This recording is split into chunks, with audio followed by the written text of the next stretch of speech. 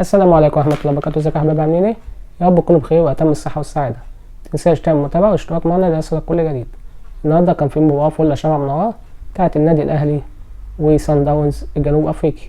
طبعا احنا عمل علينا جلاشة وأكلنا 5 تجوان في أفضل حارس في أفريقيا محمد الشناوي. أهم حارس في أفريقيا محمد الشناوي، القائد الكبير محمد الشناوي. محمد الشناوي ضايع خالص، مش ده اللعيب اللي احنا جبناه كان بدأ يتألق. هل ضمن مركزه فمش ما عندوش فرصة ان هو يتألق اكتر من كده؟ هل لازم نجيب حارس بديل يكون قوي مثل ابو جبل مثلا؟ ما تجيبوه ابو جبل او احمد الشناوي على اساس يبقى فيه منافسة شرسة مع محمد الشناوي فيبدأ يرجع لمستواه. فده اللي احنا منتظرينه ان شاء الله. طبعا الفرقة كانت فل شمع منورة، المدرب كان بادئ قافل الملعب بيحاول يخطف. جه الشوط التاني فتح الملعب فلبسنا 5 تجوان، بقية ال5 تجوان.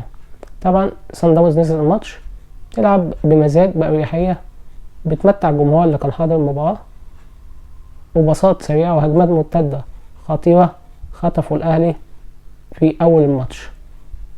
تالت جون كان حكاية. نيجي للشوط التاني، الأهلي بقى يحاول يهجم، فتح الملعب بيحاول إن هو يخطف أجوان، يجيب جونين ويخطف التعادل. بس للأسف فريق صن داونز رد بهجمات مرتدة خاطفة وسط دفاع متفكك من النادي الأهلي، خلص الماتش لصالحه بنتيجة كبيرة ومذلة لفريقنا فريق النادي الأهلي. طبعا الأهلي لو كسب الماتش الجاي والهلال وصن داونز تعادلوا هيبقى في صالح الأهلي.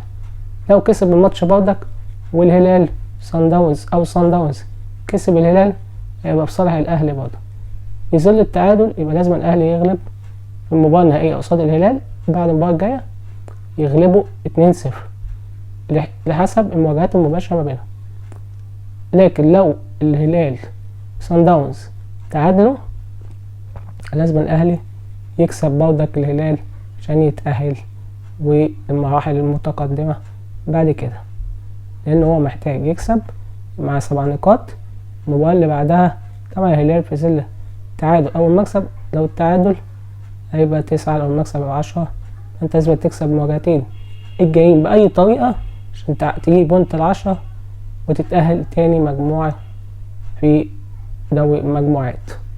يا رب النصر الأهلي، يا رب النصر كل الفرق الأفريقية المصرية اللي بتلعب في أفريقيا، يا رب النصر البلادي. صلاح الحمد لله ضيع ضربة جزاء النهاردة، كان ممكن ينقذ الفريق ويخلص من المباراة بنتيجة 1-1 أو 1-1 وبعد كده ممكن نجيب الفوز.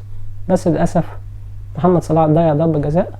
مفيش مشكلة، محمد صلاح دايما بيجيب اجوان من ضربات الجزاء، ما فرقتش في ضربة الجزاء دي. بس كانت غريبة شوية، انت صلاح حتى كنت هتقف العرض الحارس يصدها. للأسف الكورة انت خرجتها برا خالص. مفيش مشكلة وان شاء الله القادم افضل. بس دلوقتي النادي ليفربول المركز الخامس بفارق 3 أهداف عن توتنهام المركز الرابع. ان شاء الله لو قابلناهم ممكن نقلل الفرق وناخد احنا المركز الرابع في مباراة فاصلة ما بين توتنهام وليفربول.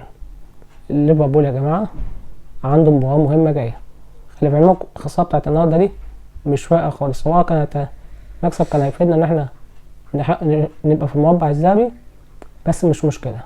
ليفربول لما غلب مانشستر يونايتد كان نازل بكل ثقة النهاردة قصاد فريق بورنموث. للأسف خسروا بسبب الثقة الزايدة، فلما هم اتهزموا كده يديهم دافع قوي ان هم يحاولوا يرضوا الجمهور في المباراة القادمة امام ريال مدريد في اسبانيا في برنابيو. مباراة جامدة جدا يا جماعة. مباراة العودة بتاعت دوري ابطال اوروبا مباراة تبقى قوية ان شاء الله. ليفربول يعمل المنتدى ونتأهل بدل ليفربول ونتأهل بدل ريال مدريد، انا اسف، ونتيح بيهم وليفربول هو اللي كمل. للأسف أنا راجل تبع ريال مدريد، بس للأسف واحد مصري هيشجع المصري، معلش يا ريال مدريد. يا رب النصر ليفربول، يا رب انصرهم ويعملوا منتدى قوية وماتش يكون قوي ونستمتع بيه جميعا. متنساش تعمل متابعة والاشتراك ليصلك كل جديد. سلام.